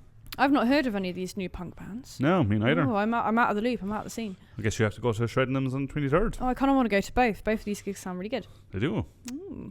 Satanic Doom, the way Doom should be. Absolutely. Hail Satan. I was just going to say it. Okay, and then the next day, so that's Saturday the 24th of January, you can again come to the best pub in Bristol, aka the Griffin, aka where we are right now. See the sign. Yeah. And you can watch Cold in Berlin, who are Doom, and Dead Space Chamber Music, who are Gothic Doom. I think we mentioned these guys last time. They're fucking mad. Imagine doing a little ritual and burning some incense and, I don't know, worshipping a deity. They're fucking mint, man. Like, they're so cool. Okay. Really cool. Sounds like you'll be here for that. I would like to. And on that same day, we have a bit of an all-dayer going on at More Beer, who have redeemed themselves. We like them now. So we've got Detriment, who are hardcore. Stitched, who are groove/metalcore. Maelstrom, yeah, who are hardcore metalcore. Coolan Gath, who are hardcore. Concrete Jungle, who are hardcore. Peruvian Necktie, who are Bristol-based hardcore. Chained Existence, who are hardcore. Sanguine Rose, who are also hardcore. And Benny Drill, that's a cool name, who are beat down hardcore. Moore is well set up for hardcore, and I liked all theirs in there. Yeah. Yeah, it's kind of fun just to walk in, go to get a nice beer, walk through where they're holding all the beers, and it's a cool setup for. It works well. It's a cool stage. Yeah, it works very cool with that kind of setup. But yes, that's their first gig after new management and reopening and relaunching themselves. So go support Moore. Yes, go support all the bands. New owners, the new management. Cool. So. Be quiet after that for the week. Quiet until the 30th of January, which is a Friday. There's 3 gigs for you. So first off is at Exchange. Host Body, who are Bristol-based Blackened Mathcore. Blackened Mathcore? See, now this is the point I was saying I beg earlier. your pardon. That's immediately going to make mathcore better. Right? Yeah. No, I am interested in it because I'm not entirely sure how that works. No, that's weird. Well, mathcore in itself is... it doesn't lend to black. So, yeah, I'm interested in that to see what it is. They're not even relatives. No, not at all. So combining them, I think, should be interesting. Okay. Yeah, that... I don't know how to feel about that. I mean, it might be mint. Who knows? Yeah, Maybe exactly. we're judging too hard. It just... I don't know. It just doesn't... It sounds funny. It's definitely piquing interest, all right? Yeah. Okay. You can also go and see Beneath the Steel Sky, who are post-metal, and Ian. The band's just called Ian. That's a great name. They're sludge doom, unless it's IAN, because it's all in capitals, so maybe it's not. It reads as Ian. It reads as Ian. Your band's called Ian. Your mum sells Avon. So I don't know where that came from. All the Ians out there now going, damn it, Mum! Also, on Friday the 30th of January, you can go to Zad Alley, that venue is not very far from the best pub in Bristol, so you could always come to the best pub in Bristol before or after for a little pint. Before and after. Before and after, yeah. And you can see Land Captains, who are Bristol-based groove rock, Cypher, who are alt metal, Tungsten, Yep. yeah, who are Bristol-based stoner rock, and Morales, Yep, Yeah. Morales. who are Bristol-based indie rock. There's a big selection that night. There's a big selection. Very different stuff as well. Yeah, and then also on the same day, gig number 3, which is Friday the 30th of January, in case you didn't hear me before, you can go and see Empire of Dust, who are Bristol doom sludge and are really good, and we really like them, and they're really cool. Come on the podcast, man. We want to speak to you. You can see Cemetery Dogs, who are stoner desert rock. You can see Damek, Damek, who are who are just doom groove. You can see Glue Horse, which is a really fun name. That's really cool. They are Bristol noise rock. And DJJG. Crash Bandicoot themed noise? Right? What? How fun is that? Oh, what? That's sick. Oh, I love Crash Bandicoot. I was trash And Empire at it. Dust, so I'm still trash at it. I got the new one. I'm so terrible at it. That's at More Beer. So that's that seems like a fun one. That looks really fun. Would you like the next one, Tom? Sure. What day will that be? That will be the 31st of January. So again at the Griffin, it's good to see lots of gigs starting to show up in the Griffin, because obviously it's a lot of effort for John, and he can't book them every day of the week. So it's good that he's starting to get some back in. So on that lovely night, you can come see Infested Angel, which is blackened death metal, Desecrator, which is melodic death metal, and Oscaria, which is our boy Jake, which is obviously Death Doom we talked about a lot. So that's a fucking insane gig. That looks like a really good gig. I'll probably be at that one, I have to admit. I would like to go to this one. If a night of awesome death metal and its variants doesn't do a thing for you, you can go to Zero Barbershop, which I'm still not sure where that is. Redland, apparently. Oh, Redland, okay. Where you can see Coffin Fodder, which is black and trash. You can see Trob, but there's full stops in between each letter, so it probably means something, but it comes across as Trob. So What do you think it means? Tom has rabies or bum AIDS. just add D in there. Why not? Yeah, why not? Yeah, that's pretty good. Wait, for Tom has rabies or butt AIDS. THROB. Where's the A coming at the end? But AIDS is hyphenated. I can think of anything better. AIDS, bigger in paradise. AIDS, that's only restricted to your butt. So yes, there's sludgy hardcore, and you also have Byford Dolphin Incident, which are power violence. That's a weird, unique name. I think Teo's friends with their drummer. Makes sense. Tails into power violence. Yeah. Be interesting to know what the meaning behind that name is, because there's clearly something there. Do we want to know? Tell us, Byford Dolphin Incident. Tell us how you came up with your name. Tell us what the incident was. And is the dolphin called Byford? Yeah. Anyway, moving on. The next one is the first of the Metal to the Masses heats. So it's Heat 1, which is got... Oh, Jesus, I can't even talk anymore. It's got Jewer, which are Stoner Doom. It's got Painted as Monsters, which is alt prog rock. Buried in Bermuda. Buried in Bermuda. Which is obviously alt metal. Colour of Bone, which is groove stoner metal. And Augmentia, which is prog metal. So I was looking at the lineup, and I said last year, I wonder if it was certain things on certain day. I kind of think this year, at least, it seems from the heats that it's kind of organised in loose style. Yeah. I might be completely wrong. Maybe it's total coincidence, but it seems like they would be a good competition against each other. Yeah. I put it that way. I think before going there, we can't be biased, and I know who I'm voting for. Before hearing anyone, I'll be no, we'll do fairly because We're not biased here. no, we just really like Barry Bermuda. So that's obviously at the Exchange, and that is a Monday on the 2nd of February. You want the next few? Yeah, so on February the 6th, it's not January anymore, so you've got some money and you can go to some gigs, and there's 3 for you to go to. So that was a lot of words. words. No, just more words. You can go to Zed Alley, again, by the way, next to the best pub in Bristol. You can go see Ancient Malice, who are Death Grind, Under the Ashes, who are Death Thrash, and Anxiety Chord, who is Russ's band. I don't know how I'd describe them. I couldn't find that on him, so... Just Russ screaming into a microphone. Huh. He's also in Nash. Okay. Guy.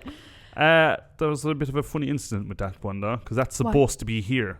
Oh. So Mr. Ashby booked it, but he also booked what is you're going to go into next, and didn't realise he double booked himself. The first time in his 15 years that he's double booked. Really? Yeah. Oh, he's getting old. Yeah. Stress of running a bar, I guess, getting to him. Stress of running, but the monkey brain's settling in.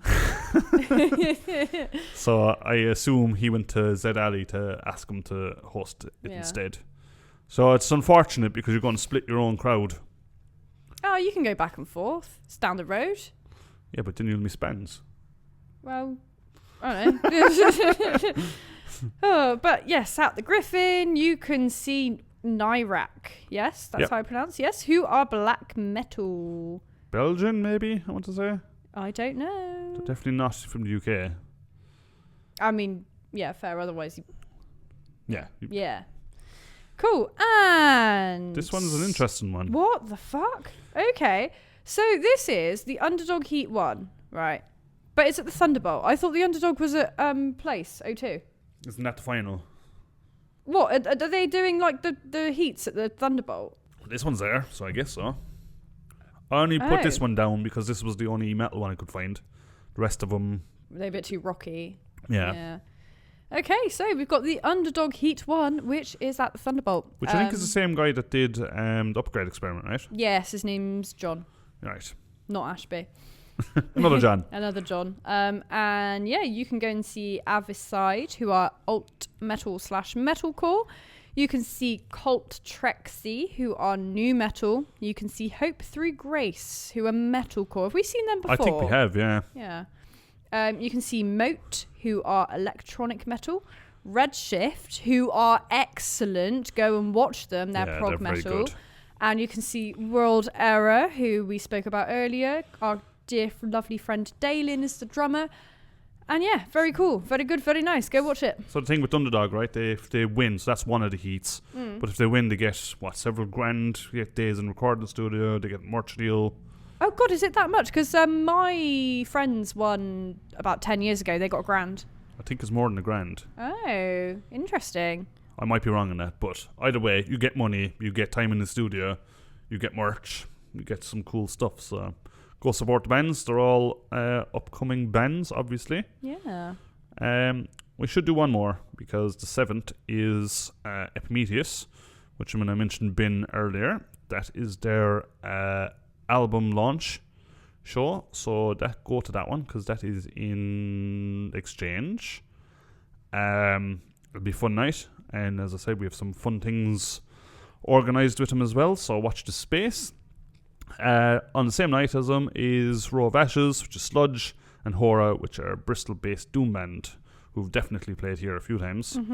At the same night, and the other stage in the Exchange, you have BYOB, as we had a little system rant earlier. The extra B stands for BYOBB. What's that extra B for? That's a typo. Sorry. I was actually referring to System of a Down. No. No, you weren't. But it's a System Down cover band, so. Yeah, I know. Well, yeah, because you're reading it. It was sorry, Tom. It was just my monkey brain did the monkey. And sure as we're at it again in the Griffin. Oh God, look at the names I've got. Oh dear Lord, I'm glad that you've got this one. I'm gonna have to apologise to all the bands because. Of course, the first one's a fucking black metal band. Fearlin. It does sound Norwegian, doesn't it? It does, yeah. So they're post-black metal, which is right up my street. That'll be fun. We also have Root Zero, which is prog metal, and Higher-S? Higher-S? Yeah. Atmospheric black metal. That's obviously in the Griffin, which I can't go to, which I'm a bit disappointed by. Where are you? I'm going to the Epimetheus one. Oh, no, of course you are. Okay. And I can't be in 2 different venues at the same time. You could if you tried hard enough. I haven't quite figured out how to clone myself yet. Maybe I have. Maybe future me is talking to me now. Or on this podcast. Who knows? Who knows? So yeah, that probably is enough gigs to keep people entertained for a few weeks. I'm not aware of any big announcements that have been released in the last few years. We're still in the kind of waking up part of the year. Big announcements? No, I don't think I have. No, haven't seen that in particular come up. Other than Black Label Society, but they're not playing Bristol. They're only doing Bournemouth and London, Glasgow, I think. Oh. I will come back in the next episode and tell you when. It's not till later in the year anyway. But Zach Wells my favourite guitar player, so I'll probably go to one of those to see him again. Strange venues though. Give him a kiss. Big old hug. You give him a big kiss, Zach Weld. I love you, Zach Weld. He's a fucking great dude. Yeah. Supposed to be red. Hey, yeah. Okay, cool. Yes, we didn't. We're doing this one take. What can I say? Oh, yes, sorry, YouTube viewers. The iPad ran out of storage, so you got a little bit of video, and then you didn't get any video, sorry. So we'll fill it with an image of us being awesome, or just us or random boobs or something like that. But what? A random picture of a bat. That'd be a great one. We should do bats. I'll put maybe a bat with some boobs. Yeah. Oh, yes. Booby bat. As a duck. As a dog. Right, shall we go on to our album review? Yes, sir. So this week we actually asked David, Black City, because we're back we've done a few weeks of work now, everyone's back to normality. Still suffering those hangovers, I assume. So yes, we actually got one this time, which is good for us, because we like to review them, we like to explore new music, we like to hear new bands. So we asked David for our recommendation, and we've a WhatsApp group with him. And he was like, it's a bit of a slow time, not much coming out new being released. How about a biggie from last year? So he gave us a band called Hooded Menace, and the album is called Lachrymose Monuments of Obscuration. I don't remember, is it? It's the album with the 2 ghosts on it and a big grave. Okay.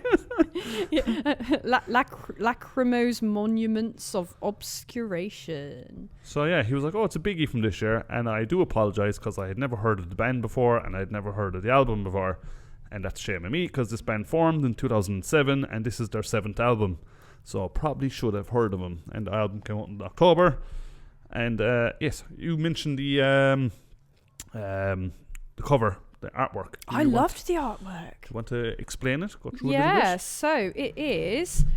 You've got 4 hooded reaper-like ghosties. They're kind of in the forefront. There's some bats. Bats have been a big topic. Episode 38. Bats. Yeah, bats.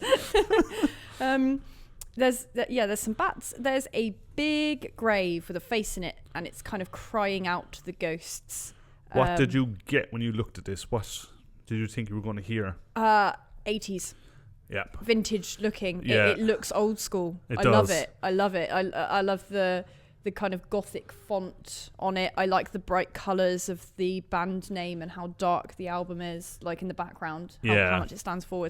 Yeah, it looks like you found it in somebody's attic and it should be battered, like on record. Yeah. And that it would have come out in like 1987. Yes. Yeah. Yeah.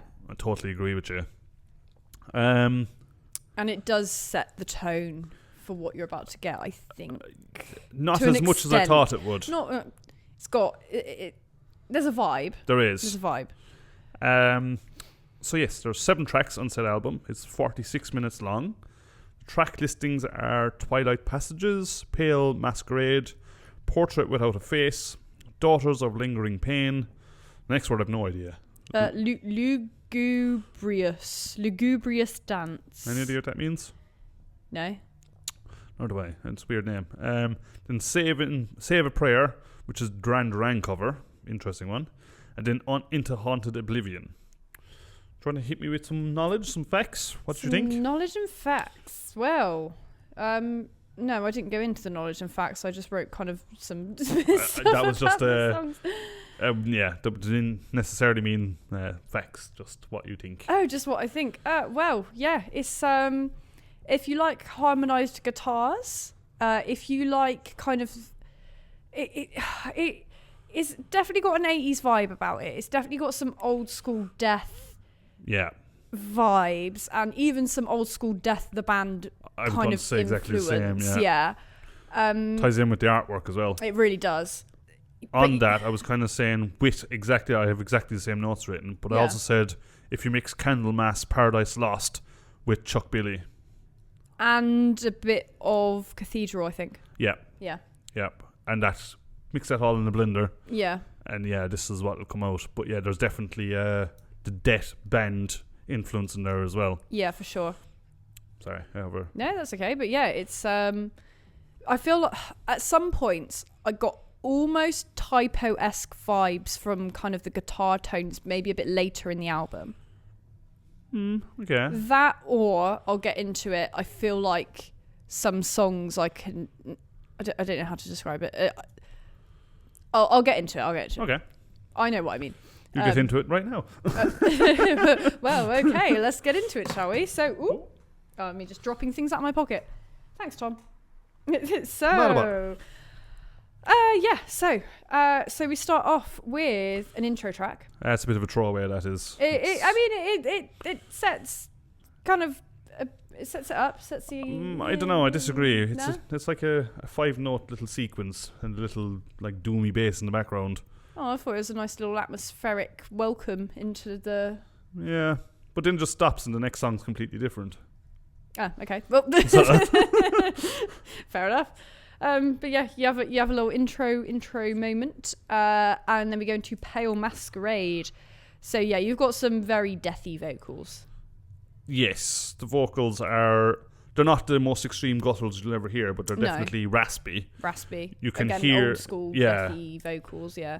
And I think death is a good definition of the actual vocals there as well. Oh, I don't know. See, I feel like these are a lot lower than death. And the other one I was saying is Chuck Billy from Testament in the new album. He's got that same kind of. Yeah. So yeah, I like a lot of the. I don't know if I want to call them breakdowns because not all of them are breakdowns. They're not breakdowns. No, because it's so proggy. It's more like sections that kind of definitely heavier sections, I guess. There's a lot of them throughout the album. Yeah. I like the majority of them. There's a lot of, you get some like nice odd timed sections and a lot of chuggy riffs. Like this is a very riff heavy album. Absolutely. So if you love a good riff, then yeah, this kind is of doomy style riff. So it's not slow, but it's not exactly trash speed either. But there's definitely some thrashy bits that come up in the album as well. Double bass and stuff kicks in. Yes, yeah, but yeah, a lot of kind of chorusy, echoey lead guitars on top. Yeah. I like how a lot of the solos fit. Like one of my qualms with some metal music is when you just chuck in a solo because it's like, oh, okay, I guess this is where the solo should go. A lot of it flows.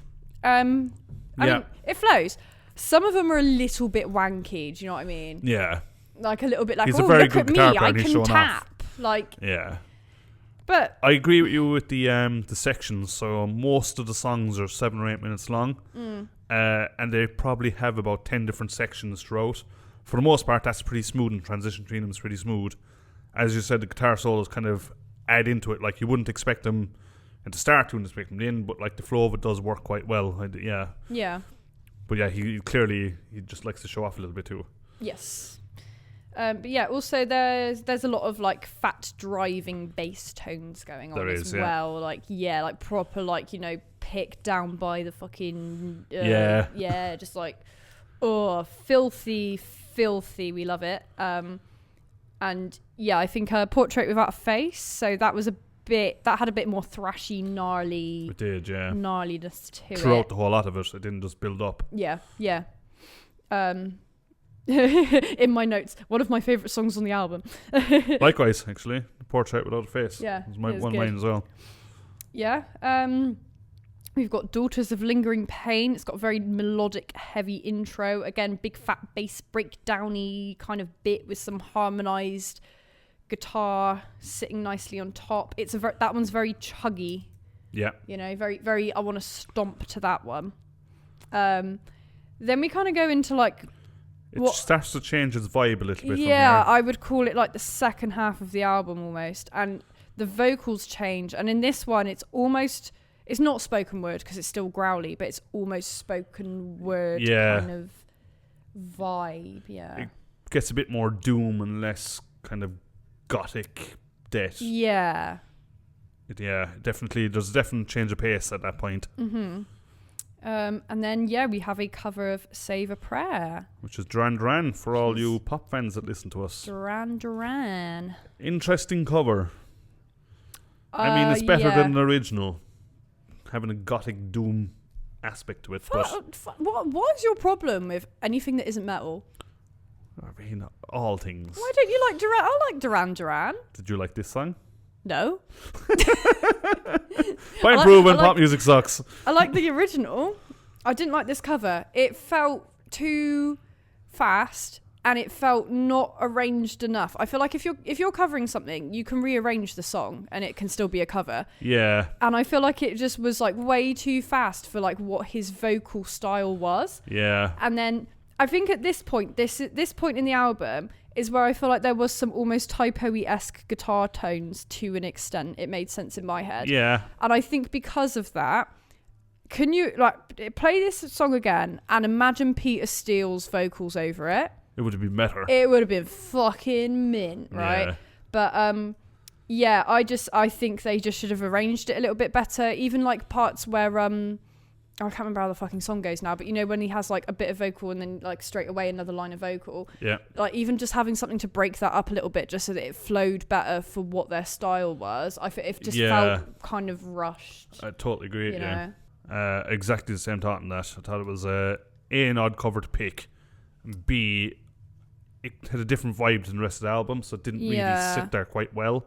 I was about 2 minutes into that cover, I was like, I'm kind of losing interest now. Yeah. Which was a bit of a shame, because up to that point, I would say up to the fifth song, so the luxurious dance one, I started to trail off a bit. So on one hand, I know I said that the flow, you got these doomy riffs into the kind of more metal arena kind of riffs, you know, the kind of 80s style death riffs and those kind of things. It flow quite well. You go on a bit of a sonic journey with the transitions. It's all quite smooth.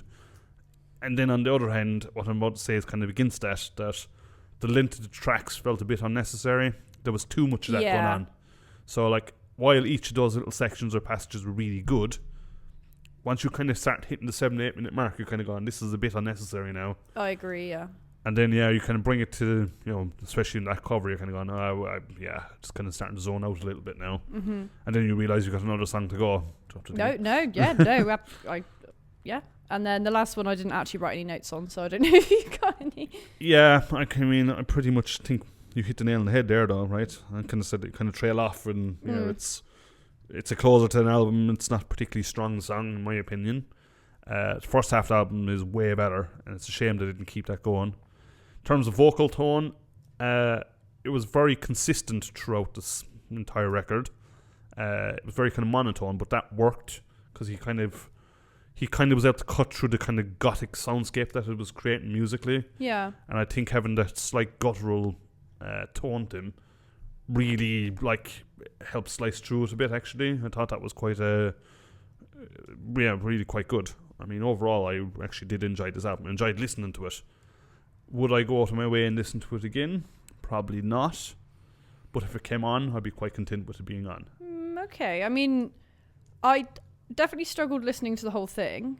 It was too long, right? Yeah, but it's not even that long. It's 46 minutes, isn't it? But if that album was 35, I think it'd be way better. Yeah, it's a lot to take in. A couple of times listening to it, I'd get kind of halfway through, do something else, and then put the other half on. Yeah, I was finding myself doing the same. Yeah. It's not one I was easily able to sit and listen to in one sitting. Which for me is a bad sign of an album, but when you do listen to it, it is worth listening to. Yeah. I mean, there's a couple of tracks that I have, put into regular rotation, as Matteo would say. So yeah, but yeah, not in a rush to listen to the entire thing in one go. Yeah. I'd see him live. I was just going to say, would you go see him live? Yeah. If they're headlining or support or both? Or at a festival, where are we sitting? Any, really, yeah. I mean, it depends on the price of the ticket. Yeah. I mean, I'd probably go see him as well. I think, as we've said it every time, stuff live is better anyway. Yeah. And I think some of those, tasty riffs would really... Oh, that'd be great, yeah. I think you wouldn't help but, sit there and go, this is fucking cool, yeah. Yeah. And that's what you'd feel about it, it'd be cool. Yeah, I think I'd go see him live too. Would it throw shapes to it? It's not really a throw shapes. It has elements to it where you might, got but bits, but yeah. I think you'd probably stand there with a pint and watch and appreciate it rather than bash the head off someone. Well, you already touched on it, but definitely favourite song was Portrait Without a Face. I think so. On a couple of listens, because at the start my favourite song was Daughters of Lingering Pain. Okay. But I think in hindsight, perhaps Portrait Without a Face. For me, that was the quicker one, and the kind of segments of it flowed together a bit better. I like Pale Masquerade as well. That was both of those are very. I mean, the first three are not including the intro, but yeah, the first three are they're the bangers. Yeah, very Paradise Lost kind of leads coming in over the tops of them, and yeah, I don't know why they changed. Maybe the latter half of the album is their more original style, because I know this album is a bit different in style for them. They're classically a kind of doom death band rather than... See, I wouldn't even call the second half that doomy, really. No? No. Influence, but not... Yeah. It's not straight up doom. No. It's not straight up death neither. Well, no. So it's somewhere in between. It's a blended smoothie of all of the genres that we mentioned about 5 minutes ago. I can't remember them all. That's probably a good way of putting it, actually. This is a bit of a... Yeah, they're exploring quite a bit. They got a lot going on in it. There is a lot going on in this album. I guess finally, how would you rate it out of 11?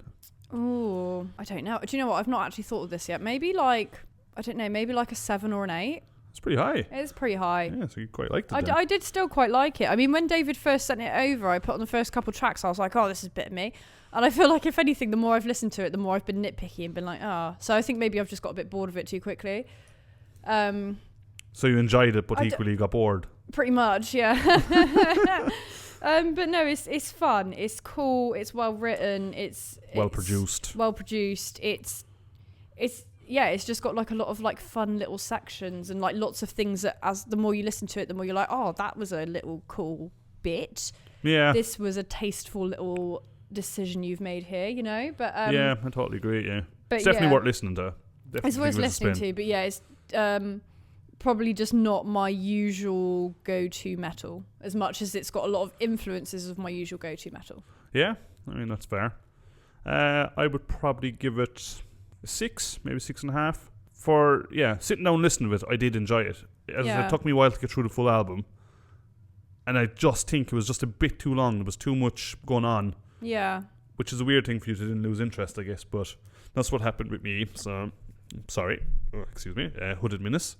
But yeah, overall it's a good album. It's worth listening to, and we go see it live. So whenever you're playing Bristol, which hopefully it'll be soon, there'll be 2 tickets sold. Yeah, come over from Finland. Finland. We found a Finnish band that John Ashby didn't know. Oh yeah, Ashby didn't know. Yeah, so that's a win all round. I mean, in which case you shouldn't feel bad if Ashby's not heard of them then. Yeah, especially when they're from Finland. They didn't sound Finnish, actually. I know I said this many episodes ago, that there was a kind of sound to finish metal. They didn't, I would not have put them as finish. No. What would you have put them as? Norwegian. No. They weren't Norwegian. I would have probably gone German or Danish or something like that. Oh, no, that's, actually German maybe. You've got that kind of deepness to them. Mm. But yeah, everyone go listen to it. Go down to Black City and buy a copy of it if you really like it. Yes, let us know what you think. Disagree with us and fight us in the comments. Tell us we're wrong. And we will call you out in the next episode for all your good points. Or bad points. Yeah, let's have an argument. Why not? Yeah, why not? So I think that brings us to end of our episode. Episode 38. Season 4, 3, whatever we're on. I don't know. Seasons. Yeah, all the seasons. So this has been episode 38. We love bats. We love goats. Yes. What else did we learn? We can't say some words. We knew that anyway, Tom. Oh yeah, that's true. Malevolence. Hey. I had just two parts of what I got there. Now say mural. Mural. Close enough. That'll do. Great success.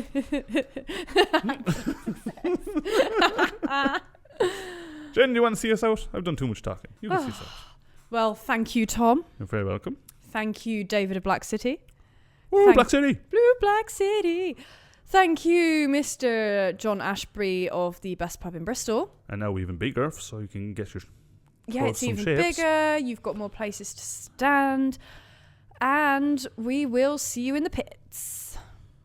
I believe in Tom Falvey. I'm right here. And I'm in the future. Give me fuel, give me fire, give me that which I desire.